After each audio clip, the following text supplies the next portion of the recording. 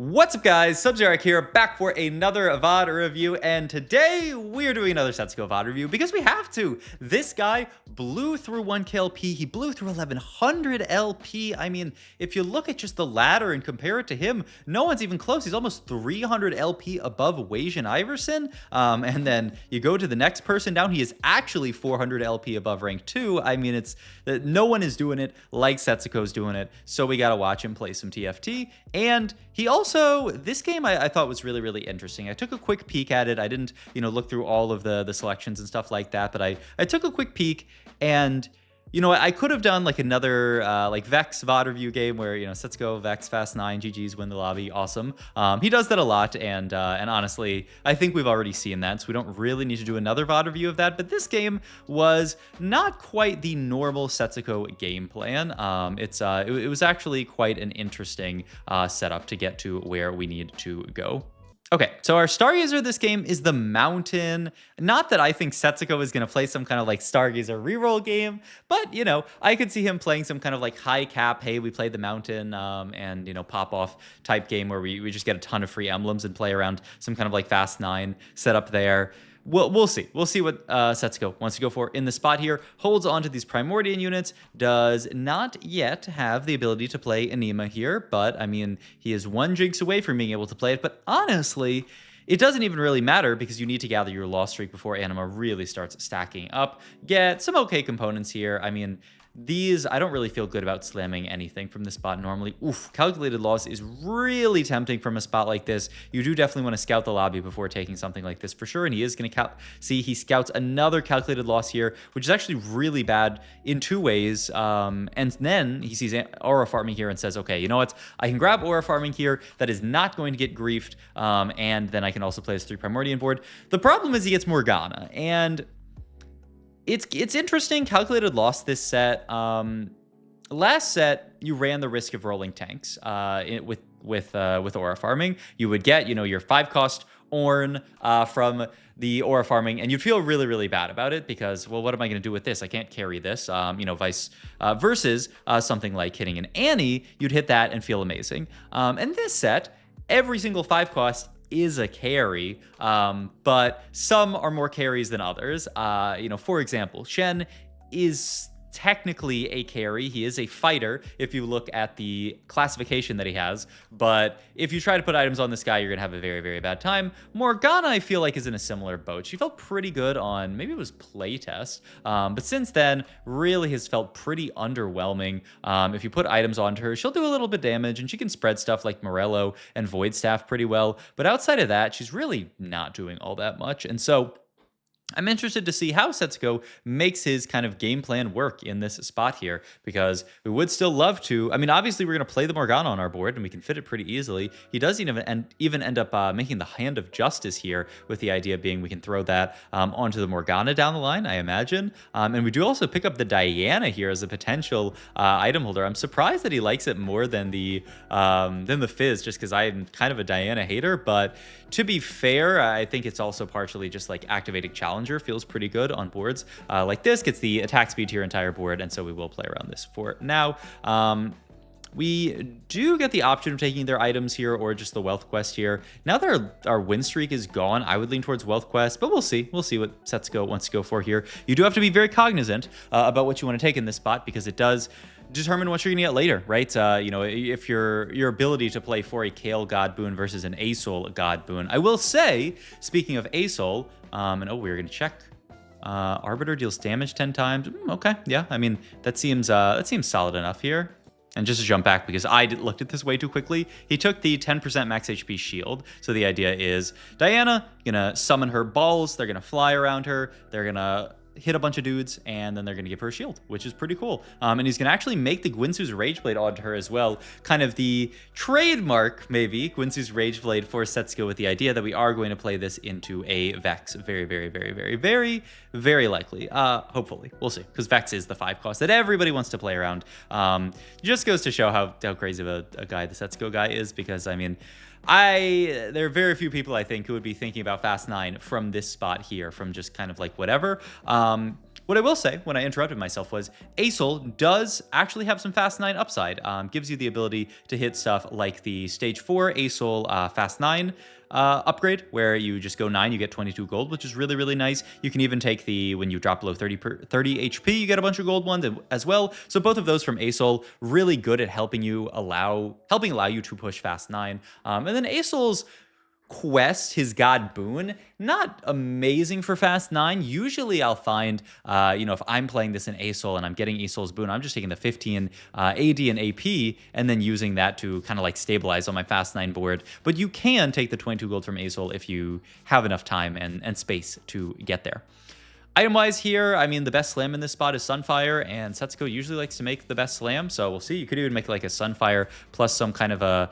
I mean, you already have Titans here, so I doubt you want to make another Titans, but like maybe, yeah, like a Crown Guard Sunfire. Yeah, this looks beautiful. I like this a lot. Crown Guard can go into the Morgana down the line, and the Sunfire just making good slams is really, really good when you are trying to win streak and you're trying to make it to Fast 9. And this Diana, I mean, honestly, so far she's doing work. Can she close out this fight, though? We'll see with the balls. She does close out the fight. Okay. And it's a 3 streak for Setsuko. Would love some kind of econ here, right? And he rolls. Does find... I mean, he does have Misfits as well, which has some synergy here. I imagine we're going to just grab the advance loan. I mean, Gold actually has pretty decent odds of the third augment being prismatic here. He is going to grab the advance loan, though.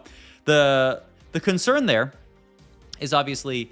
if our last augment is prismatic here, Advanced Loan is going to downgrade that to gold, and downgrading a pris to gold is really, really, really bad when you take this augment. You really try to ideally downgrade a gold into a silver. Obviously, you have no input on what the augment is, but you can take it in spots where it is more likely for it to be a gold augment last year. I'll actually pull up the chart for you guys. I'm such a nice guy, aren't I? Doesn't that deserve a like? So if you start the game with a gold augment and then your second augment is a gold augment, you can see here 3%, 20% here. Multiply these out. It's a 15% chance for you to hit a prismatic here, which is decently high. Compare this to something like maybe, gold into silver. Obviously, you wouldn't be getting advanced loan, but, you get the idea. Maybe like a silver gold here has really, really high odds of prismatic. Pris gold is probably what, I mean, even then, like low key, I guess gold is the one that has the least odds of hitting prismatic from advanced loan. So you got that going for you, but it's still 15% odds. What the heck is that? Of hitting a prismatic here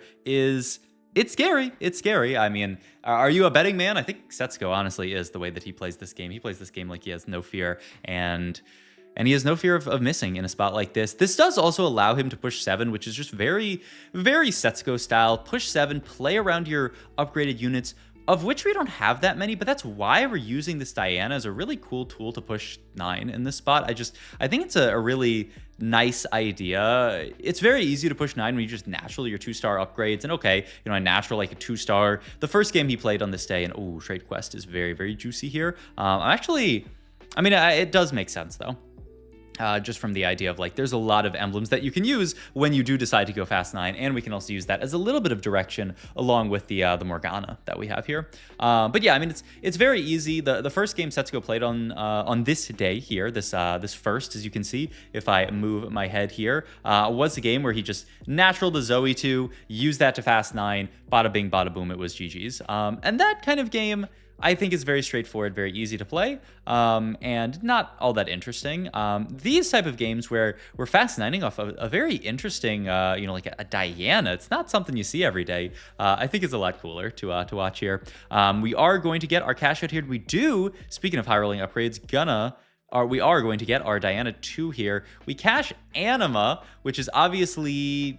the worst possible emblem that we could get in this spot here, because it does literally nothing for us, and we're trying to play for a streak. We could fit Anima in, but that's just going to be way too much work this far into the game with no loss streak. It's going to take us way too long to get there. Diana 2, can she pump? She's pumping quite a lot, and she does end up winning this fight versus Philip here, who, speaking of Anima, is in Anima, only 135 stacks at 3.6. That is drastically low. I don't know. He must have gotten griefed or something like that, because that is a pretty bad spot for Philip here. And I will say, the more that I've played this patch as well, the lobby texture just changes so much game to game, depending on, how many people are playing Anima in it versus aren't. People who are playing Reroll, this kind of stuff. You do really just need to be on the lookout for, like, where is this game going? Because if everyone in this lobby is playing Anima, I really need to be careful. Ooh, we roll into Space Groove here. If everyone's playing Anima, you need to be careful about what you end up playing. You need to save enough HP. Is he going to reforge it? Is he like, you know what? Who cares? We have Space Groove and we literally have a Riven. And he says, I'm good. He ends up actually hitting Arbiter here. Oh, God. I mean, that's actually not the worst for now. It's actually pretty good for now. And obviously, it's going to be useless later. But yeah, just... I mean, it goes to show how much Setsuko loves this Fast 9 playstyle, that he would turn down Space Groove plus a Riven. He says, my items don't work that well for it. This is a gold augment, which is actually really bad news. That means we did downgrade a Priz to gold here. We are going to get Swordsmith here, which will give us some more damage items to work with here. This is one of the things I think that separates Setsuko's ability to Fast 9 is just his ability to get to reasonable items in spots like this. Because when you're win streaking, usually you can't, handpick your items. You're not going to get the extra item anvils that you would normally get from a lost streak. And that means that it can actually be very hard to get 2 damage items. I've been playing a lot today. Sorry, grinding off stream, but I'm trying to grind out just my rank. And I did rank up a good bit today. But you know what I realized a lot with this Fast 9 line is oftentimes you end up in some kind of crummy items. And if you get to a Vex with crummy items, you don't actually win the game. So I really like the Swordsmith take here with the idea of we'd really like a Giant Slayer. Even this Gunblade is pretty nice. We're actually really, really happy with the Deathblade's a little sus in this spot here, but maybe we'll get to something. We do get our Morgana here, which is also going to help stabilize us and help us get to level 9 here. I also really love the stage 4 introduction of Timebreaker onto this board here. The idea being any win pushes us closer to 9. Any loss gives us those extra rerolls. So always the idea is we can just try to slot in Timebreaker during stage 4, win the first 2 stages. Ooh, that is the worst one here. That is actually the worst one here, but we can still take it. We're going to have a lot of free rolls, so it's not the end of the world. Much would have preferred the Fast 9 one, or even just the 30 HP one, low key, to give us enough gold to reach 9 here, but at least this will be more items. But back to what I was saying. The idea is it makes a lot of sense to push level, save a lot of HP, get a free 2 Timebreaker in. So, if you're win streaking stages 2 and 3, you reach stage 4, slot 2 Timebreaker in here. Every single round, it's either giving you those 2 free rolls or those 2 EXP when you win a fight. And, if we lose every single fight this stage, I mean, low key, it's bringing me back to set 16 Yordle, getting those 2 free rolls every single round. You can just grab those rolls, econ up, and then reach level 9 with a ton of free rolls. And looks like Setsuko is going to say now is the go sign with all of these free rolls. I mean, it's so relevant that he got these free rolls. Finds a Jhin too. And this is where I think the game starts to get interesting, because this is not by any means Setsuko's normal board. He's actually kind of pivoting into this Nova Fast 9 board. And if you guys haven't seen this board before, the idea is you can very easily fit a combination of Akali plus Aatrox onto your Fast 9 board, get Nova in there, that's providing spell crit and shred to your entire board, which is really, really nice. And then on top of that, you can just play whatever. You can just play every single 5 cost in the game. Obviously, Fiora, Shen are, the ones that provide you nice traits. Rolls once here, and then, yeah, gets a pretty nice one here. Has to take the damage there. And we are going to roll down a little bit more before we... Well, this might end up just being our board here. We're going to roll down a bit, try to find some upgrades. We do find the Vex here. And yeah, I mean, I think you might give up on the Graves. It's a pretty late Graves. And I mean, we know how much Setsuko loves Vex. I mean, who doesn't? This unit is so good here. But yeah, it's a cool, take on this Fast 9 idea. Gwynsu is going to move over to the Vex.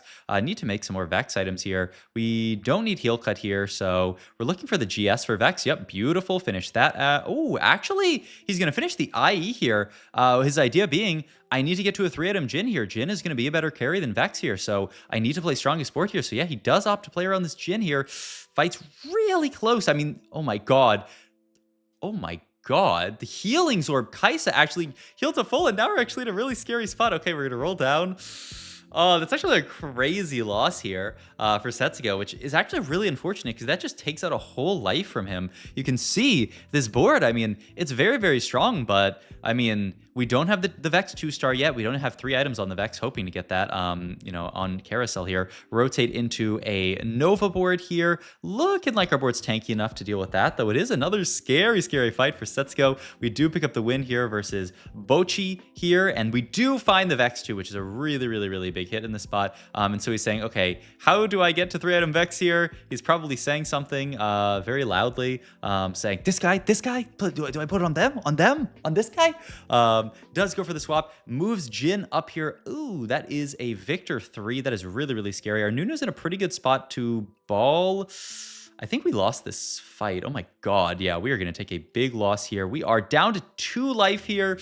Oh my god. I mean, that is a very hard board to beat there. Okay, this is hopefully going to be our Vex item. We probably have to take item, and he's considering the Vow. Okay, yeah, we must take item Anvil here to go for Vex item, I thought, for sure. We do get a JG or a Death Cap. He's going to opt for Death Cap here. Interesting. Okay, and we're going to move the Arbiter emblem over there. All right, need to win this fight. Shift Nunu to the middle here. This is actually really, really nice. Great spot to roll onto backline here. We'll see what the rest of the board can do here. He's scouting the rest of the lobby here because this fight is going a little south, but Jin doing good work. Vex doing good work. We're going to clear it out. Oh my god. All of a sudden, 3 people dead. So now it is a top 5 locked in, but we do need 1 more fight win to potentially get to this top 4. Just a great, man, this game is, isn't this such a cool stabilization though around this like Nova variation of the board? He knew that he wasn't going to be able to reach his, you know, normal board, so he plays this Nova version, and we'll see what we can do. Oh god, we rotate into the Urgot 3 player. I mean, this comp is just dastardly, and that is going to be a loss for us. We are going to die here. Ardix also taking a loss here. Setsuko manages to actually top 4 here. It is a clean 4th from Setsuko. Very, very close game, but a very nice top 4 in a lobby that looked very, very scary. So many people capped out with 3-cost reroll, and Setsuko having to stabilize around a weird board, but this is what it's all about, right? Getting that top 4. If you looked at the stats, Setsuko's win rate is actually not higher than Wei-Jin Iverson's, but his top 4 rate is higher. Being able to eke out a top 4 in a crazy spot like this, when he had, you know, play around the Diana, he has the Morgana from Aura farming. I mean, these are the games where you're very happy they're top 4s. And this was actually the game that got him to, this is the game that got him to 1K. Oh, actually, no, this is the game after the game that got him to 1K. Okay, well, 1012 LP. Hey, I mean, that's a pretty cool amount of LP. Hope you guys enjoyed this video. If you did, please like the video. It helps me out a ton. Comment down below what your thoughts are on Setsuko and his crazy run. Subscribe to the channel if you enjoy it, and I will give out another Chibi code. Give me 1 sec. All right, we'll do something a little fun with this one. So you can see here we have almost the full code, but we have a couple of asterisks here. You could brute force it and get, you know, through all of the characters in the English language. That would be pretty difficult. But the way to solve this is those two, behind those 2 asterisks are the name of my favorite character from Code Geass. Have at you what you will. If you're an absolute beast, you can get there. And if you try one and you say, that doesn't work, well, maybe think about another way, the way that the name is, you know, perhaps pronounced. Yeah, we should think about that. All right, thank you guys for watching as always. I will see you guys in the next one. Bye-bye.